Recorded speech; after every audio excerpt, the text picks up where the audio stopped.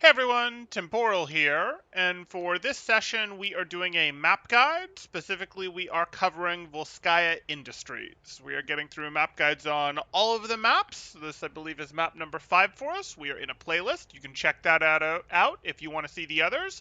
But we are going through Volskaya Industries. And what we're going to start with here is the lanes that exist on Volskaya Industry. So as we can see here, there's four primary attacking lanes here. You've got two that are roughly down the center. We think of this as one lane. We think of yellow as another lane. This might be the standard yellow. These two middle lanes are mostly garbage. This is a better yellow rotation here. This pinkish red color is actually probably the strongest generic rotation, and this black lane that we've set up here is a good rotation too. So these are actually like the lanes. They're what you want to think of. They're how you want to think of the map, both offensively and defensively. It's where the attackers will come. It's things that the defenders want to deny, control, that sort of thing. But when we get into Volskaya Industries, we sort of want to talk about it. We sort of want to understand what Volskaya Industries is, what the map favors. We've got the lanes. We're going to talk about, what the map favors, how to play it. So Volskaya Industries, contrary to what you might think from ladder, especially metal rank ladder, is not some, oh, this is the choke point, let's hold the choke, let's set up our Reinhardt here or our Orisa here and try to hold the choke and not let them in, maybe a Hog here and a Sigma here. Like, that may happen in ladder, and it's okay if that's what happens in your ladder games, but this map is actually set up to be a poke-friendly map. You have a nice long sight line here, you have a nice long sight line here, and if either side gets pushed, let's say attackers try to rotate up through there, you can poke at them a little bit, and then you can rotate away from them as they start to get close. You go ahead and join your defensive team over here, except you don't actually join your defensive team over here because your other defensive team has hopefully been able to hop their way across here, and you still have something in terms of angles on them.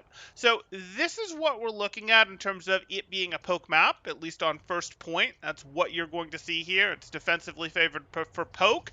Dive is going to play it in a very similar manner in terms of how they think about it. They can go, oh, our Diva drops on the point, comes back up while we're potentially poking you down. Our Winston drops on the point, comes back up. Or, okay, we've set up a nice kill box around the point itself, and the point becomes the kill box. If some team walks onto point to try to cap it without first clearing up there, they're going to get picked apart by poke. They're going to be walking into a dive kill box. They're not going to have a good time. And lots of high ground around the point is strong. The choke itself is kind of meh. Now, don't get me wrong. You can absolutely, with a poke team, threaten from here with your left team, potentially threaten from here with your right team, and then hop on back if you discover that, wait, that's a team that can punish us. Let's say you see a dive team coming through, something like that can punish you. You just rotate back, and you're in a good position. If they're coming through with a brawl team, you might do your close hold a little bit longer. They'll never get on top of you. So that's what we're looking at. Again, we see here that these are the lanes that we're talking about. Teams are generally going to go through here. We could have something like the Ford team set up like this. We might see something along the lines of a brawl team rotate in. This brawl team is going to get punished. We're going to see the rotation back. There's ways for Sigma to do that. Don't worry about it. You can go back like that, and then this team, as they come through here, are just going to get destroyed. Will you have to contest it? Yes. If you give up a couple ticks, is that a big deal? No. When you do contest it, you might drop an Orisa, fortify, have them stall that last little bit while your team cleans it up, team gets a few eliminations, then you might actually drop in, finish them in a full-on brawl type thing. That's generally what you'd be looking at, and why it's sort of the strongest defensive thing, is to think of this more as poke primarily, and somewhat a dive as your sort of second option for how to think about this map in terms of playing it, especially on defense here. And then even if they got a couple ticks, it's less of a big deal for future pushes. You just wipe them out with ults, with things that you've been able to charge at that point. They can't really engage on you properly to use their ults. That works out. But that's not a big deal. That's what we're looking at. These are the lanes that we wanted to think about. I can draw these again real quick. And we'd see something along those lines, something along this line, something that looks like this. And then we would have another lane. This exists but is garbage, but really what does exist is this, which is good. And if you're trying to break this, since we just talked about this from a defender's perspective, what we would get into is we would want to go ahead and break this by, as an attacker, splitting them up a little. We generally are going to want to send our core as the attacking team this way. We would like to get our core through here, and in order to make this work, we're going to also send our dive team, because one lane is not a good way to win points. We're going to send our dive team. This is that long sight line. We don't really like that. We're more likely to send our dive team out through here, something like this, to make it successful. Now again, if we send our core just like this, these guys are going to rotate away, much like we talked about. And this is correct. They should rotate away from us. And that becomes a problem because then it's like an even fight, and we don't really like that. So we've also done this right here. If we instead send our core this way, we talked about the problem of this team has too long that it gets to poke on us before leaving, and then it'll still get a couple people over here, and we won't really like that because they'll have good angles on us. That's unfortunate. We're not okay with that. If we were doing a brawl team, it would take forever to rotate over to here on them, and that would just be like they'd shoot you apart here. They'd have chances to get pickoffs. They'd have chances to get pickoffs here. They'd have chances to get pickoffs when you finally get here. Some of them would hop over there where you couldn't really get them. You'd get a point. You'd just be too exhausted at that point. So that's really what you're looking at. If you want to break this point, you're going to end up sending, most of the time, a rotation like this and a rotation like this to threaten the different groups that are in play there. That's going to work pretty darn well for you. So that's what you're going to do here. Obviously, you do want to be able to hit these in such a way that these guys go out. We talked about this is a shorter sight line. They really have to start rotating immediately. They can't threaten you through this. You have better cover on this rotation. That's much of why it is the preferred rotation in for your core. Your flankers obviously need to threaten another group here in order for the push to be successful. For those of you that have questions, don't worry. I'm not ignoring you. I will get to you. I'll get to you after the presentation. I'll have some time to answer questions and such. I just want to keep this somewhat condensed as we go through it for the average viewer viewing it in the future. Okay. I did want to briefly point out, like I said, I recognize that at Metal Ranks you will see teams try to hold here, try to hold this like a choke. This is actually not how you're going to do it even at higher levels with Brawl compositions. Even at higher levels with Brawl compositions, or even in organized play with Brawl compositions, this isn't really your hard, serious hold. Teams are going to recognize, and we saw this in GOATs, that the value, and so what I mean hard Brawl metas would be metas where Brawl is so strong that you really want to run Brawl instead of Poke, instead of Dive, even when you're on a traditionally Poke map like this one. And even when that's the case, you're going to be in situations where attackers are going to want to rotate through here up to high ground, because if they don't, defenders are going to do something like hold up here, and they're going to take advantage of their Poke aspects. Even in GOATs, that would have been their Zen. They're going to get good Zen value as you try to rotate in and pressure point. If you don't first try to take high ground, use that as the attackers.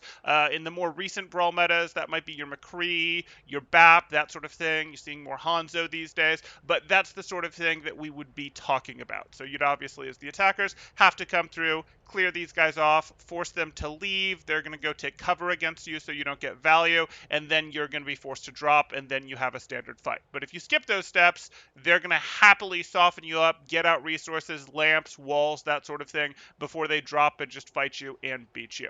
So that is how this works. What can you do about this if you're on ladder and you still have a team that wants to hold close, because that's what some of them will do, especially in metal ranks? Well, you can recognize that there are still good things to do here. There are still ways to influence this. Places like up here become strong because you can threaten this area here, the choke, and then still fall back and use the point's natural high ground to get good value. You can put something like a BAP back up on high ground, take advantage of your ability to do this back to here, to do this back to here on some heroes, and really understand that this becomes a softer fight. If your team is treating it as the hard fight, so be it, commit to it, do what you need to. But if you can, be in a place where you can back out and still get this good second fight, this good secondary engage, similar to what dive teams do, poke teams do, of hey, we'll take a soft fight, we'll set up one kill box, and then we'll go for another on the point, which is the strong one. That's really how you want to think about this. For attackers, obviously, if teams try to close hold, this should be weak if this isn't what's being done in organized play. So how do you beat it? Well, same way you might beat it in Blizzard World. You can put a flanker behind, you can send someone behind to go threaten point, and then this doesn't do the greatest job of defending back here. It can have people up here to threaten that can threaten in both directions, but then it's pretty easy to overwhelm while someone's head is on a swivel going back and forth, and hey, that's going to work just fine for you. You can also do things like, where's my Winston here? You can do things like Winston can make this jump from here directly to here. So you don't have to play your own Brawl to get through this if they're close holding with Brawl. And there's Sim TP strats as well, but those aren't particularly powerful. I'm not actually going to strongly recommend those, but the Sim TP strat, I'm sure most of you already know exists between here and here. To open this up is a way to take this sort of for free, which it could be good. It's not that it's some terrible strategy. The team should adjust to match it, but the reality is if the team is good enough to play, they're already going to be split between these two high grounds. They're going to rotate. If they're not good enough, well, hopefully they'll rotate over here, but your team probably isn't all going to take the TP anyways. Okay. Okay. So let's go ahead and move on to second point here. And second point gets a little bit interesting. Second point is going to start with something that was sort of the, if you guys saw the post, sort of the lead in for the post, which was, hey, we do not in any way need to consider this dead space. Early in Overwatch, this space between first and second, and it's a pretty long space. Like here we are, here's first point, just so that we understand the lanes that I'm talking about. This is your standard core rotation as offense to be successful, whereas you then send flankers. You could send them through here like this. You're more likely to send them around the outside. And then you can send them up the stairs to threats in this way. Obviously, if you're running your own Sombra, something like that on offense because you went double flanker, then you've got a health pack to stage around. That can be pretty nice as well. But you effectively sandwich this team. Then we get to second point. But before second point, there is a lot and quite a bit of open space here. And if you look at this, okay, well, this is open space without very good cover on the way in. What do you mean there's not very good cover on the way in, Temporal? Everyone sets up their defense, like, back here. Maybe they put themselves a Reinhardt right here. Maybe they put their Reinhardt back here. Maybe they put, like, an Ashe or a Soldier back here, their Ana back here. See, that place is totally protected. Well, yes, that is how people initially in Overwatch played the game, played 2CP. They'd set up with defenders back around the point because they were so worried about getting snowballed. And that's totally understandable. There was a lot of reasons in the past to worry about getting snowballed. It was very common to lose A point and then immediately lose B point because, hey, while you're still losing A, you just got eliminated late on A and then you don't get a fight on B because the opponents are here, they're running you over, that sort of thing. Things have been changed to make that less likely in terms of spawns within 2 seconds if for defenders if A gets capped, in terms of if some other, respawn timer changes, that sort of thing, that have made it more challenging for some of that snowbally type things to happen, some of the 2CP-ness to happen. But what's been figured out is you can hold a position like this, and if you're holding here, which would usually be considered the attacker's high ground, as the defenders, there's not very good cover on the way in. Like, okay, there's a truck. Cool. But you can't really stay at the truck. There's this. Cool. Maybe you can hide a small hero behind that. Well, you can go through here once you get here, and that's cover, but you still have to have covered all of this space by yourself. So that's a long open sight line, and if you don't go this way, it's a very long open sight line to rotate through as the attacking team. And you might be like, oh, but this isn't amazing for the defenders. Like, they don't have the best cover. Well, they have some. They They have enough to make this work. And it's true that they won't permanently hold this. If the attackers get close to them and they're not happy with what they've got, they didn't feel like they got enough of a lead. If they get enough of a lead, they can just run into them and go eliminate them. But if they didn't get enough of a lead, they're going to have to retreat. But the truth is, if they retreat, they're still set up something like this. They can tuck their backline back here. They can tuck their backline back here. They can tuck their backline back here. They can tuck their front line over here if they want. And that still works as a pretty good hold. It's not quite as good as being up here, but some heroes, Hanzos, Ashes, are going to have the Winstons, are going to have the mobility to get up here, that sort of thing. And the extreme pickoff potential that they got against that open rotation is very powerful. Now, the problem with this is defenders don't have good access to this. We called this attacker's high ground, and we did it for a reason. Like, wait, this is attacker's high ground. Defenders would have to, like, hop across from here or something. You'd have to use a rocket jump or an amp speed or something, maybe a May wall to do that. Like, that's not really going to work. Sure, like, for Lucios, Divas, Winstons, sure, no problem. But, like, we need something else to do that. Well, you have to take the attacker's path. You have to come out here and take the attacker's path, which means you either need to have not late contested first point, or you need to have won your last defensive fight pretty hard without having really lost people, or without having lost people that have trouble getting up here. And then as a reward for winning your previous defensive fight hard, you get this, and this is hard to rotate into. This is very hard to rotate into. This is something that should be abused more than it is. You see it abused more now in Overwatch, but this is quite powerful. This is why you do not think of this space between A and B as dead space, wasted space, space that is not used on the map like people originally did in Overwatch. But let's look at second point from a lane perspective. If we think about second point from a lane perspective, we're now going to be in a situation where we think to ourselves, okay, so there's a lane that goes roughly like that. That's the standard lane. That's, garbage. There's going to be a lane that goes somewhere along the lines of like this through high ground. This is a pretty standard push. Most pushes originate somewhere around here, go up, take high ground, and then push in somewhere like this, either onto point, or they do some sort of jump across as best they can, wall across as best they can to maybe get some people up here who can loop through here. That's actually pretty reasonable. Then there's going to be a hidden lane over here of, hey, we can go like this, and some heroes are going to be able to fly across, multi-blink across, and come back in and threaten like this. And, oh, now we have a real flank. This actually puts pressure from a different direction. You'll notice these first two are very similar in their direction. And then we have the flank that isn't taken advantage of nearly often enough, which is going to be something along the lines of, hey, we're going to go like this and come in here, or we're going to go like this and come in through here.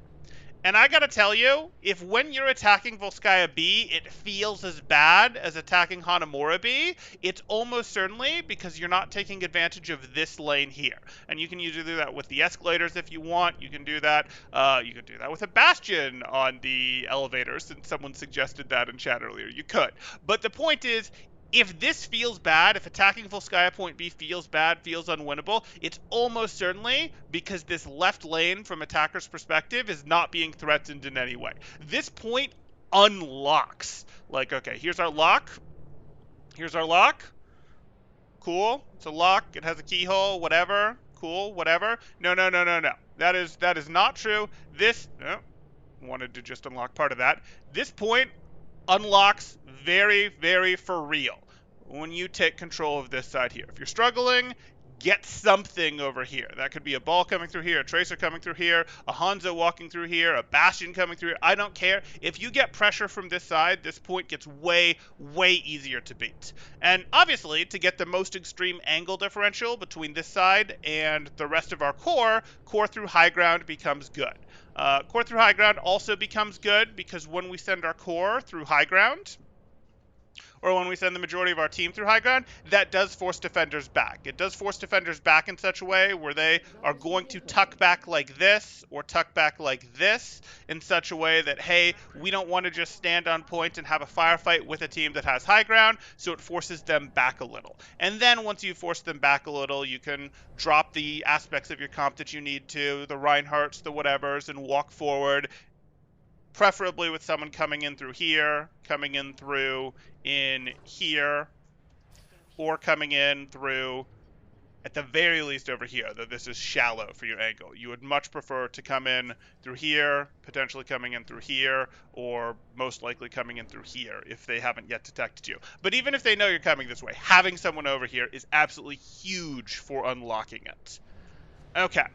Again, this is going to be good. Obviously, we talked about for defenders on poke. One of the reasons it's so good for defenders on poke is how brutal this punishes. But even if you're running a full brawl comp, Reinhardt, McCree, stuff like that up here, this is meaningful. Do not underestimate this. Set up most of your stuff up here, and then put someone over here. Maybe you put a Hanzo over here, something over here to apply a little bit of cross-angular pressure, or over here to put a little bit of cross-angular pressure, just so that it's not the full 6-stack right here, because as we know in Overwatch, beating one direction really isn't that challenging.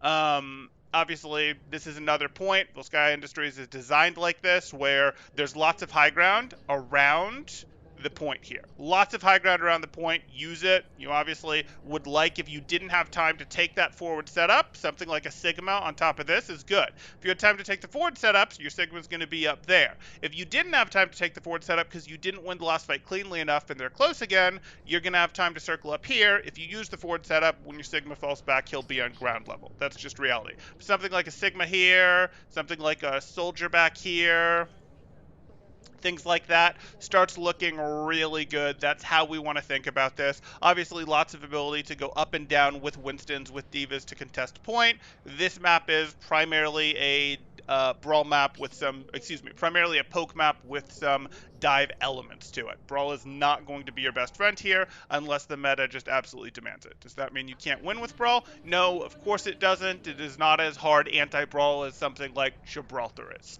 Okay. Let's take one last look here. Anything I missed? I think that's going to do it. We covered our lanes. We covered the type of map it is. We went ahead and covered how to attack this place, what's going to work well. So I'll take questions. If any of you have questions, you can go ahead and throw them up in chat, and I will catch up on them. If you guys are enjoying this type of map guide content, please do like and subscribe down there. I will continue to do more of these as long as there is interest, and so far there has been interest. People have really liked these. Or if you are looking to get coaching, that is something we offer. Join the Discord in the description notes below, and plus we have a community there too. Okay, so Crunch, before this had even started, says play Bastion and go on the moving platform. Bonus points if you had a Torb turret. Don't know. YL hasn't discovered this tactic yet. Must be because Temporal isn't coaching them. I think we have seen a Torb turret on the moving platforms there, even in Owl. But I hear you. I hear you. Volskaya has the least amount of understanding about it, to be honest. On ladder, that first point choke is make or break it, part of fight. If they're through, it's lost. Never see high ground used. You can get high enough on ladder and high ground will get used. We've reviewed ladder games, actually. Now, we've reviewed, this isn't fair, but we reviewed a ladder game with like 9 professional players in it, and they certainly weren't hard fighting for the choke. They were playing around the high ground. Now that might not seem fair because, like, yes, it was a ladder game. Yes, it was random that 9 pros ended up together. Not all on one team, split between the teams, of course. But hey, it happens. That said, you will find in your GM games, especially as people are playing the more poke-based heroes, that you'll find this, you'll find that. If you see in the non-metal ranks, poke heroes got selected and a Winston got selected or an Orisa got selected, you'll start to see teams play a bit more back, a bit more around this high ground that is just dominant over controlling the point. Yes, it is harder in metal ranks, so what you can do to adjust in metal ranks is understand how to break this, which is, hey, flanker pressure back here makes this hold very weak for the defenders. Not extremely weak, not as weak as it does on, say, Blizzard World, because they can post someone like a BAP, like a Hanzo, like a Soldier up here, and be able to threaten your flanker, which is annoying, so there is some of that. But you've also got, hey, what was I trying to say? If you're the defending perspective, you can understand that this may be where the fight is happening, so I'm going to have to accept that this is the strong fight. But if I'm playing like a Soldier from here, a McCree from here, an Anna from here, something like that, or I can do that, or I can play from here and still fall back to here pretty well with an Ashe, fall back to here with these heroes, and still get, maybe instead of this being our soft fight and this being our hard fight, I'm going to have to flip it and our team is going to take the hard fight here, but maybe I get a second chance back here. Okay, we're 4v6ing, we're 3v6ing, we're 3v5ing, whatever, but I get this second fight. So there's still ways by knowing the map that you can take advantage of it and get some value even on ladder, even if your team is playing wrong. You can also recognize just because your team picked, say, Echo and Ash, doesn't mean you have to pick Reinhardt if you're the tank player and go up here. No, if your team picked that, that's cool. Your team is now going to play here and here. That's what they're going to do. Your Ash might go up here, but she'll pop back, and now you can play your Winston, and you can play more for this on and off the point type thing. So, yeah.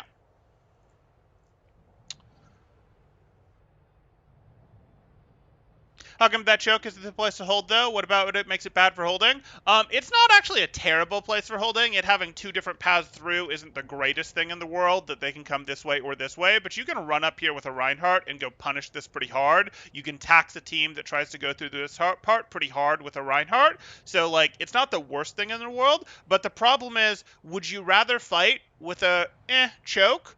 It's, pretty big, kind of split, that sort of thing as a defensive team? Or would you rather fight around high ground where the point itself is an incredibly powerful kill box for your team?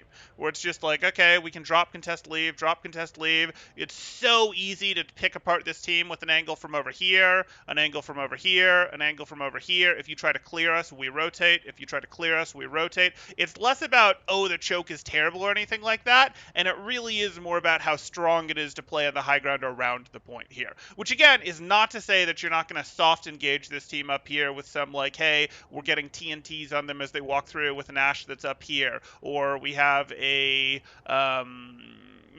Anna that's up here that gets her nade off, a Zen that's up here that gets their orb volley off, that sort of thing.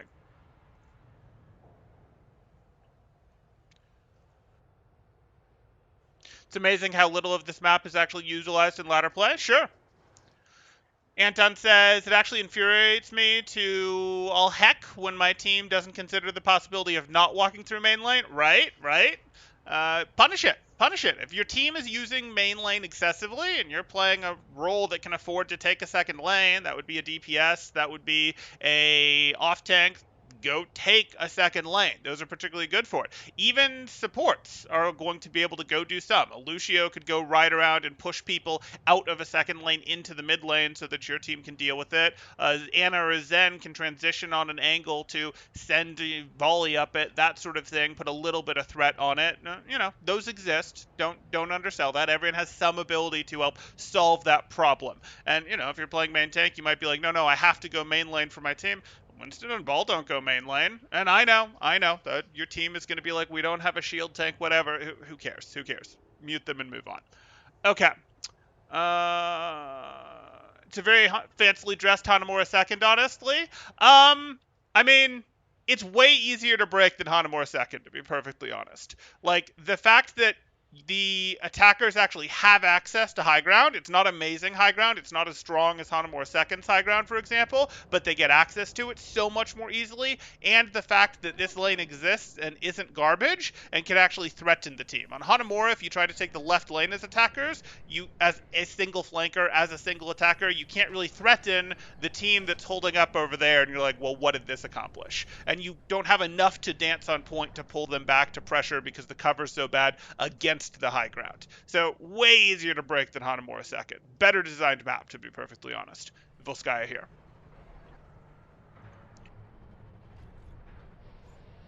Literally like 3 or 4 team fights lost by repeatedly walking main into second point, not clearing high ground to other lanes. Yep, that'll do it. So you have to find some way to change that yourself. And there's ways for most roles to change that themselves. Obviously, if 6 people or 3 people, if the opposing team is like, hey, we have 3 people up here and we have 1 person up here and we have 2 people back here, yeah, if 6 of your team are trying to go this way, you by yourself going this way probably aren't going to be enough to break it. But if you distract them at the right moment, you might give your team a chance. But it's fair that if there's 3 of them, you can't. I mean, that's just going to be Overwatch for you. Would it be Sigma be better on the left high ground from defender's perspective or right high ground from the moving platforms? Your Sigma can't do enough becomes the problem. Sigma has range issues, so if you send Sigma from a defender's perspective, oh, do you mean first or second? If you're talking here, Sigma doesn't have enough reach to do anything from here, so you're not going to be able to send them over there. You're not going to be able to really want to. You're not really going to want to send an Orisa over there or anything either. So you double stack your tanks and put both Sigma and Orisa here, and then you put something like a Hanzo, an Ash, an Echo, something like that over here for your crossfire. If you're talking first point, and we can go like this, that's just fine. Usually, what you'd end up doing is you would set your Sigma up. I thought I had these set up. You would set your Sigma up, but I don't think I have Pandy Sigma, over on this high ground. That's going to be a little bit better for you because there's a worse cover on this high ground than there is on this high ground. We'll actually go over and show you. And therefore, Sigma's barrier is going to be able to get you some good use. There's some worse cover over here. Sigma's going to be able to do a little bit more with their barrier. This is also a shorter sight line, which Sigma likes slightly shorter sight lines if he does choose to try to defend this to stop someone from coming in, whereas this is too long of a sight line for Sigma to meaningfully threaten, and there's sort of more protection from back here. It's also more common for opponents when they do attack to go, hey, let's rotate in, let's do this. And I won't say it's strictly more common, but Sigma can actually reach opponents that are coming in through here if he's trying to threaten them. He can't, if he's over there, reach opponents that are coming in through here very well. So generally you would put your Sigma up on this one. You can do some of the bounce tech hop stuff with him to get over here, but we don't worry about that too much. Or Roadhog similarly. Yikes. I haven't even thought about Roadhog on this map. I don't think I've ever considered in an organized setting Roadhog defensively here, and in an unorganized setting, it's unfortunately... In an unorganized setting, what you're going to do is you're going to play Hog a little more to threaten over here or to threaten over here. So, like, that is what it is. Because unfortunately, this choke is going to be played around too much, so you're thinking about denying these lanes or picking people off as they try to rotate through, snag a Zen out of their backline, that sort of thing. If you're trying to do this in a poke situation, I'd probably set my Hog up here, yeah.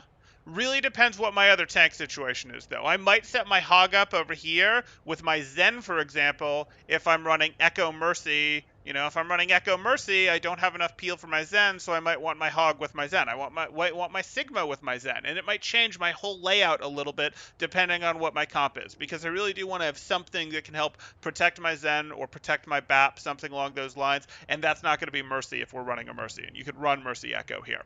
So, it depends.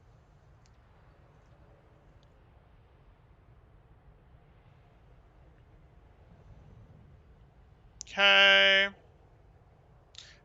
See you, Sheldon. These map guides are honestly amazing. I'm glad you think so, Nardstorm. I actually think they're some of the best material, not just out there total, though yes, not just on my channel, but also out there total. But I actually think they're some of the best things for getting better at Overwatch. Like, a little bit of understanding of the maps, the lanes, goes a huge way in Overwatch in terms of it doesn't take much to get a lot of payoff from that. Tell us how to remove the common defender bastion spots as the attacking team. I mean, I'm not too worried about bastion spots on this because there's short enough sightlines to abuse. Like, oh, you're going to set a bastion up here. This is a short opening to get through. This is a relatively short opening here that he doesn't have a perfect vision on, and then you're right on top of him, and this is a very short distance that you have to cover to get to him. If he's rotating like this and instead is set up over here, so let's say we've set up a bastion over here, well, again, I can walk up through here to get on him. I can walk up outside to get on him. I can walk up here using this to shield me pretty well to get in here and then go up and be on him, or hop up from outside on him. Like, I'm really not too worried about a bastion here. It's a strong poke map, but there are things to break up the sightlines for something as immobile as Bastion. It's, yes, Bastion can untransform and rotate, but part of what makes it so strong is that your poke splits. You can go double poke, and you can rotate away, or you can rotate away on first point here. You see the middle box get used. The middle box get used on first point. Yeah, this makes sense. It's a little bit of cover. We like it.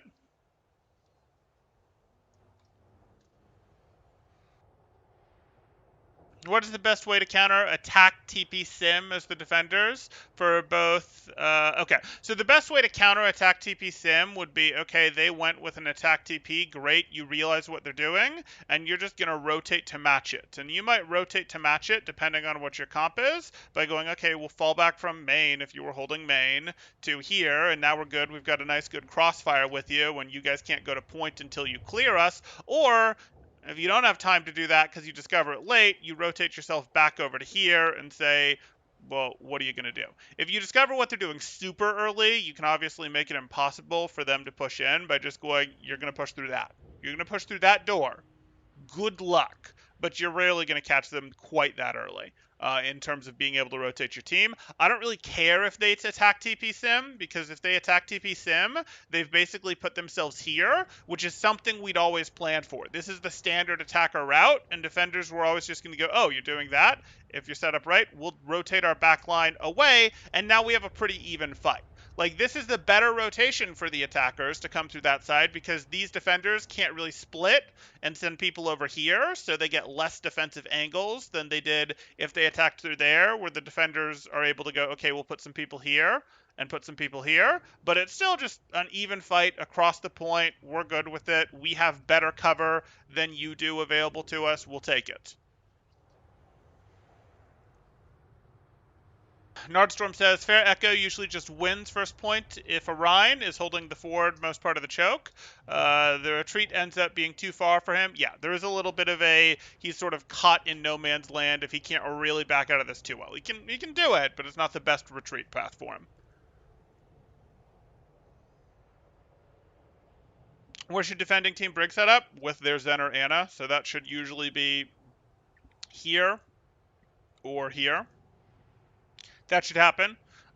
If you have a three-man core, you could potentially stack your Zen, Brig, and Anna together, though I don't love it. If you have a four-man core, please, Zen, Brig, and Anna won't be on the same. Zen, Brig, and Sigma, Zen, Brig, and Diva, that sort of thing. Please split, and put, Sigma over here, Zen, Brig over here, or something like that. Or, Sigma Hanzo over here, Sigma Ash over here, something along those lines. Or if you're in a situation where you might go Sigma, Zen over here, Mercy, Echo over here, Mercy, Ash over here, something along those lines. Fine, so be it. The multiple path choke here is how all the 2CB maps should have been, specifically since one path is occupied, unlike Temple, for example, where the multiple paths are basically the same. Temple's not too bad. I think Volskaya is the best of the three 2CP maps that are legal and competitive right now, since they got rid of the two terrible ones. But I would say that Anubis isn't too bad. I'm not a fan of Hanamura second. That's just not designed well. The high ground is too powerful. The left side, from defender's perspective, high ground is too powerful. Attackers have to take it, and there's really only one good way to it. This, you can see the high grounds are much more balanced. The attackers could push for either high ground. They're much more balanced. Having one isn't just a free win. Yes, this one is generally going to be a little bit better, but they're much more evenly balanced. Excuse me. Well, that's not even strictly true. Like, I don't want to say this one is better. This one has a little bit more in terms of cover options, access to the mega, that sort of thing. But if you have this one, you can probably also have control of this one. So again, they're more evenly balanced.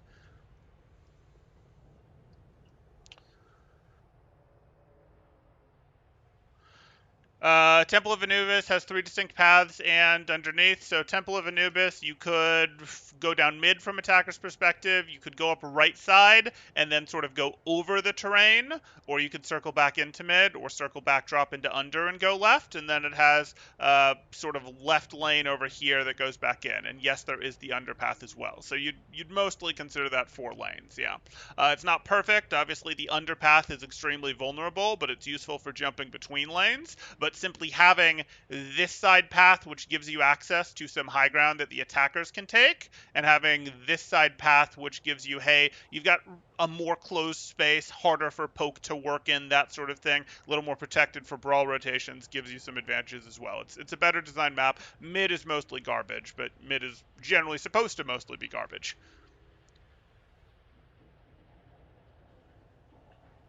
Mercy's the best support for controlling a second lane. I mean, if Valk is going, Main is main. You get poked down. Left side is covered. You can make it down easily for 0 damage in metal ranks. True, true. You do then have to push through a relative, a tight choke, since we're talking Anubis now for some reason, a somewhat tight choke that you have to push back into, but at least you have other ways out. Even if this is getting contested too hard, you can send someone out here and then under to threaten from the other side. So yeah, it's true.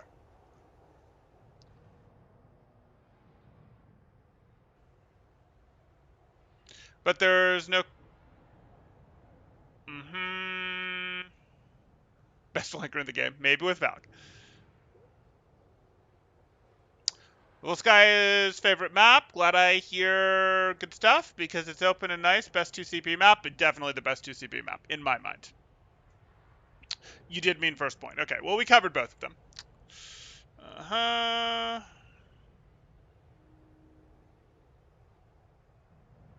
Is 2CP staying for Overwatch 2? No, it is not. If we could get more Volskaya Industry type maps, it wouldn't bother me, but I think the player base is just too sick of it, and so they're taking feedback there and going, no, we're not going to do it anymore, which is reasonable. I do get it. It has caused much frustration, and even Volskaya, which is really cool here, and we've talked through how this works, that sort of thing, it's not played right for 90% of ladder players. They're going to be playing it here, and I've given you guys some adjustments for when your team is playing here, but, you still don't get to use the map quite the same way it's designed, so just have to deal. Uh-huh. There was a game of Six playing second point defense against Rush where he just hung on the right high ground for above point, further back, and carried from there. Second point defense against Rush where he just hung on the right high ground, further back, and carried from there. So there's a couple things you could be talking about. If we're talking about from attacker's perspective, this could be right high ground. You could also get up here. That's been fun.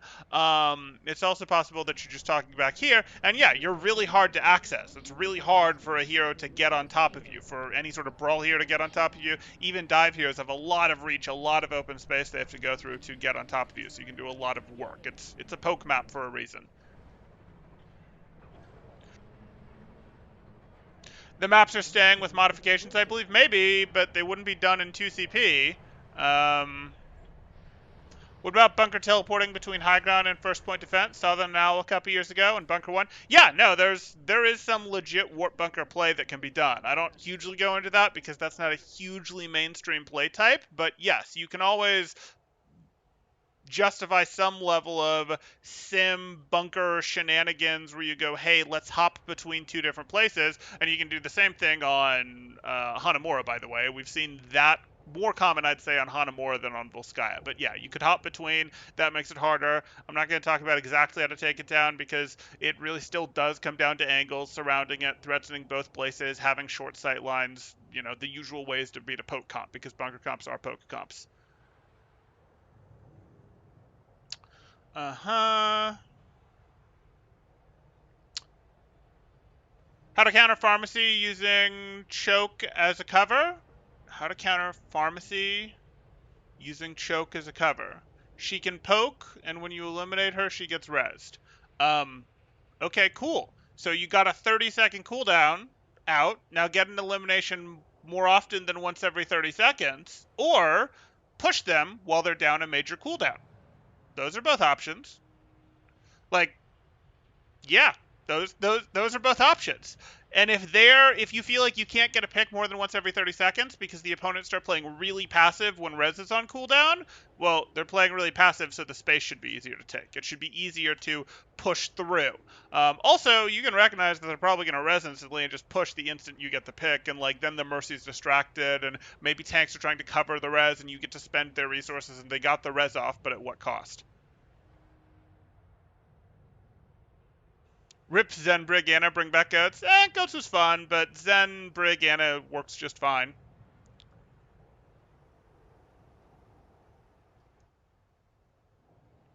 You meant CYX playing a right side from Dispender's point of view, further back where the moving platforms go. That's what I was talking about with Sigma earlier, not forward hold moving platforms. So you don't mean here. I mean, this is a good Sigma hold spot. Do you mean back here? That's totally possible. Holding here is legit because it threatens a lane. The problem is you're probably going to drift back to here to actually contribute to the main fight, but denying this lane is incredibly important because, again, you mostly have to unlock this lane as attackers if you're going to win with anything beyond. We kind of got lucky with ults and just blew things up, that sort of thing. Okay. I think that's going to do it. If you guys have any final questions, go ahead and throw them up there. If you enjoyed this type of content, please do drop a like. Consider subscribing if you haven't. Yeah, I don't know what that is, Nardstorm. It's too far back. Sorry. Okay. If you're enjoying the content, drop a like, consider subscribing, and I will see you guys in the next one. Thanks. Temporal out.